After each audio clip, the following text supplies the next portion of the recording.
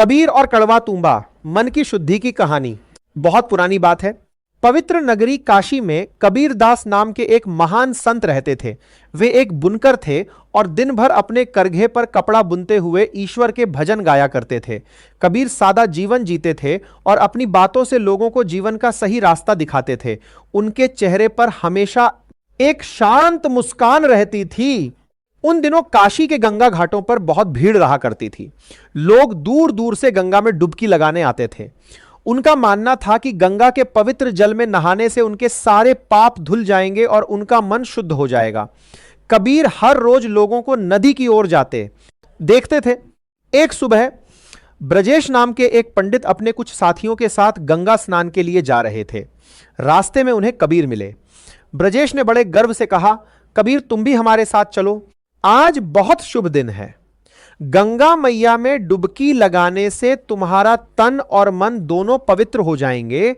कबीर मुस्कुराए और बोले, पंडित जी मैं अभी काम में थोड़ा व्यस्त हूं, इसलिए मैं तो नहीं आ पाऊंगा, लेकिन क्या आप मेरा एक छोटा सा काम कर देंगे? कबीर ने अपनी कुटिया से एक सूखा हुआ कड़वा तूंबा लौकी जैसा फल निकाला और उसे ब्रजेश को थमा दिया।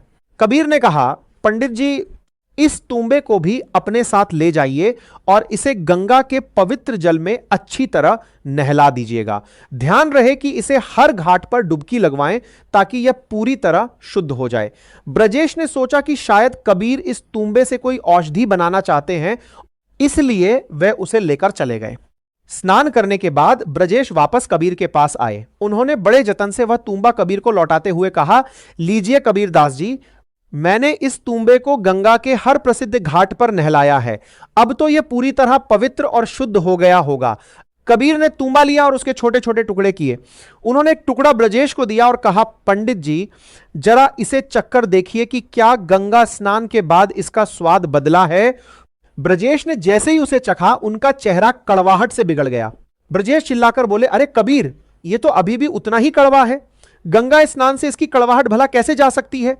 कबीर ने शांति से उत्तर दिया, यही तो मैं आपको समझाना चाहता था पंडित जी। अगर पवित्र गंगा जल इस निर्जीव तूंबे की कड़वाहट को दूर नहीं कर पाया तो केवल शरीर को पानी में डुबोने से मनुष्य के मन की कड़वाहट, लोभ और अहंकार कैसे दूर हो सकते हैं? ब्रजेश चिल्लाकर बोले, अरे कबीर, यह तो अभी भी उतना ही कड़वा है। गंगा स्नान से इसकी कड़वाहट भला कैसे जा सकती है?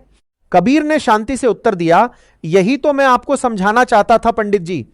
अगर पवित्र गंगा जल इस निर्जीव तूंबे की कड़वाहट को दूर नहीं कर पाया तो केवल शरीर को पानी में डुबोने से मनुष्य के मन की कड़वाहट, लोभ और अहंकार